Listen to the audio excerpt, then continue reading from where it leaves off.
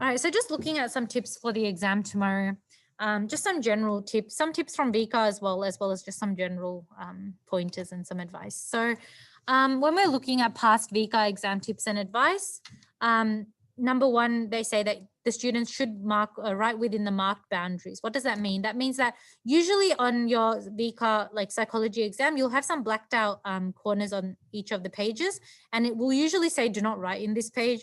So unless you want to be like a complete rebel and write in the page, right on that side of the page, do not do that. Now, the whole page is scanned. So for example, if you've got a question that has a few lines here, and then the page number is all the way at the bottom here, and you've got a lot of blank space here, you can actually write in Shazza from Year 10, can you please come to the coordinator's office now, please?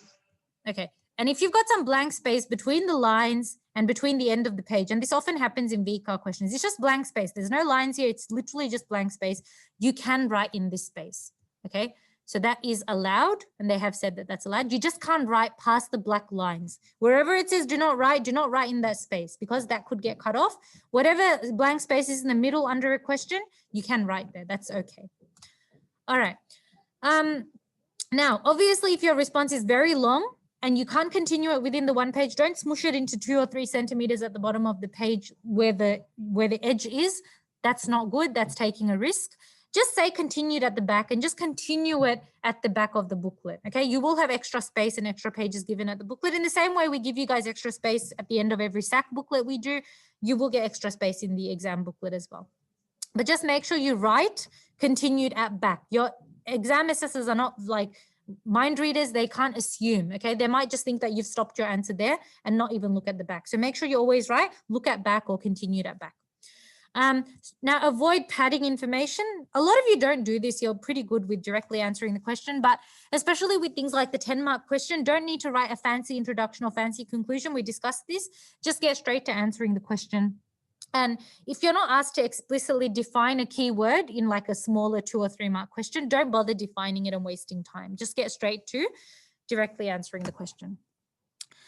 Also make sure that you link back to the scenario. This is extremely important. Know that whenever you write a general answer and you're not linking to the scenario or linking to the stimulus material, you cannot achieve full marks. So be very wary of that and be very careful with that. Spelling errors are not penalized. So if you do make a spelling error, it's not a big deal most of the time, unless that spelling error is so bad that it causes your word to resemble something else. Like if you spell the word glutamate very similarly to the word GABA, which should be impossible, but if you make such an atrocious spelling error, then yes, you will get penalized for that. Do not repeat keywords in your response. Remember, guys, whenever we're talking about defining keywords, we always say, don't say an inhibitory neurotransmitter inhibits. If we're talking about the attention stage of observational learning, don't say that the learner pays attention.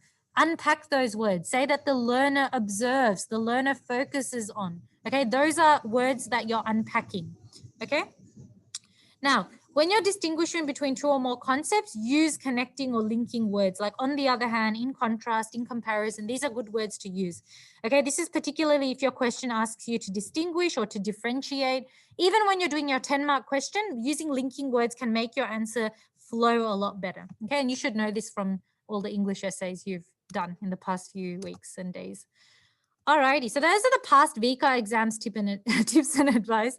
And this is my big tip, link back to the scenario. So make sure that you're linking back to the scenario always and understanding that you are not just writing a general response, but you need to make sure that whatever you're writing, if it's about the purpose of a control group, you're not just generally writing what the purpose of a control group is, but you're also linking it back to, okay, the purpose of a control group is to act as a baseline for comparing the results against the experimental group, as shown in the scenario where group 3 is the control group and their results will be used for that comparison. So you're linking it back to the actual scenario rather than just giving me a general explanation of what the control group is. So that's a very big tip and one reason why I've given it an entire slide for just that. Okay, some quick exam prep tips. Do as many practice questions as you can. Okay, this is probably not relevant now. Don't do too many practice questions today. Don't overwhelm yourself. Just revise through the content. If you feel like you can do a few multi-choice here and there, multiple choice, and not be stressed, it's okay. It's up to you. You know yourself better than I do or better than anyone else. So it's up to you. If you're unsure about the content and you're just doing some last minute revision, go on YouTube, go on Edrollo, go on websites like Simply Psychology, even Wikipedia can help. Obviously, I'm there as well, so you can email me. Tomorrow, when you have your reading time, use your reading time to mentally plan out, not using the paper. You can't write, obviously, in reading time, but use in your head, think about, okay, what are the 2 things I would mention for question 1? What are the 3 physiological effects I might mention for question 2 in reference to sympathetic nervous system? So you can mentally map out, okay, how would the marks be allocated for this question? What things might I include? What things might I write? Have an errors book. So a lot of you might already be noting down what kind of errors you're making. Okay. And you've got to focus on addressing those errors. Now, exam timing, hopefully most of you have been working in exam timing, doing single questions. And this is the exam timing. Like whenever I get you guys to do a question in class and I put the timer on my phone, I always use this timing. Okay. 1.25 minutes per mark. Today, if you don't want to do any practice, if you really want to do a practice question, but you don't want to really write out an entire thing, maybe just keep it casual. Maybe just look at some questions, just plan out some answers, like what you would include. It doesn't have to be a full answer, but it can just help to jog your memory a little bit, maybe. It's up to you again, what you decide to do. Now, this is more relevant for tomorrow. So tips for writing time. During writing time, you need to try to make sure that you are highlighting or underlining key terms in the question. That you need to focus on. Okay, a lot of you do miss out on keywords in the question. You don't look at like distinguish, or if I'm asking you to evaluate, you forget to talk about the strengths and weaknesses of a topic. Okay, or you miss out on certain things that were asked of you in the question. Okay, highlight or underline those key terms. You are allowed to do anything you want to the question, underline, circle it, whatever. Okay, as long as it helps you to better make sure that you don't forget about that part of the question.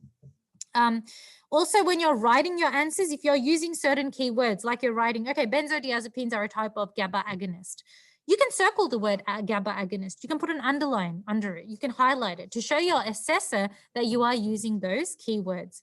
Don't leave any multiple choices blank. Now, this is a basic tip, but it's very, very important. Now, remembering that your multiple choice questions are marked on a computer. If you decide, okay, I'm going to leave shade number 7 blank, not fill that in, and you then look at the answer for question 8 and you fill in the answer for question 8 in the bubble of question 7 and vice versa, and everything gets misaligned, you are literally going to get every answer from there on for multiple choice incorrect because of that misalignment error. And this has occurred in the past. So do not leave multiple choice questions blank.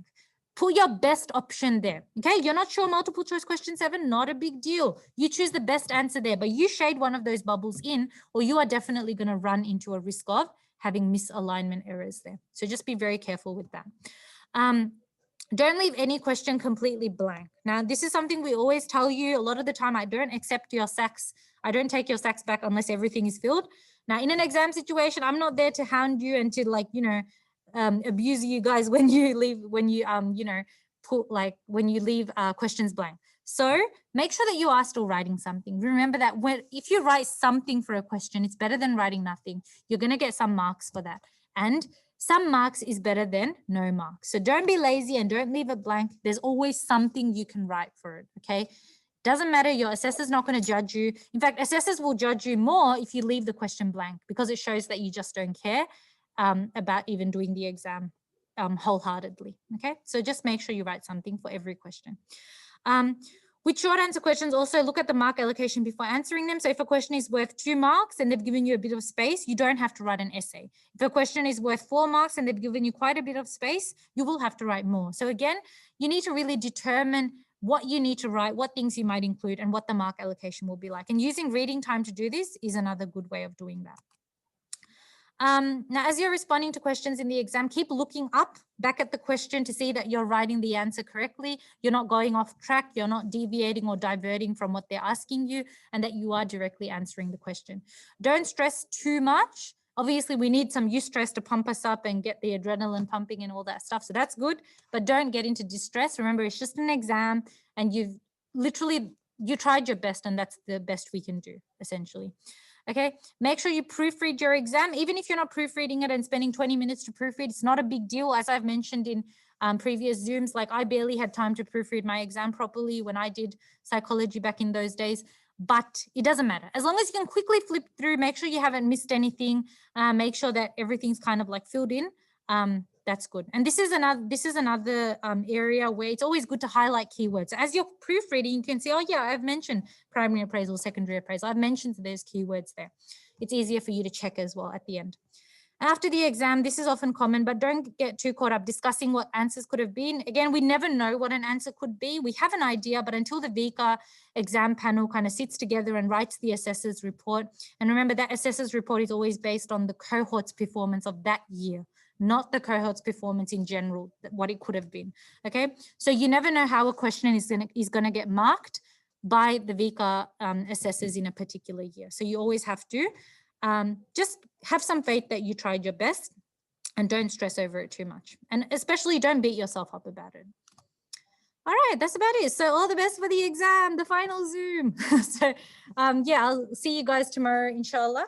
And if you have any other questions for the rest of today, just yeah, let me know and send me an email and I'm happy to help you out with that. But until then, yeah, all the best, and don't stress too much. Don't overwhelm yourself, overdo anything today. Just relax, take it easy, and yeah, come fresh tomorrow. First thing in the morning at 9 a.m. you've got your exam. So make sure you come to school early and are not like frantic or panicking. Make sure you bring all your materials. So bring a 2B pencil or a grey lead and a blue or black pen. No using pink or purple pens in the exam, and a highlighter. Yeah, those would be the main things that you'd need. Alrighty, so I'll see you guys tomorrow. All the best, and I will inshallah see you guys tomorrow nice and early in the morning, ready for the exam. Bye.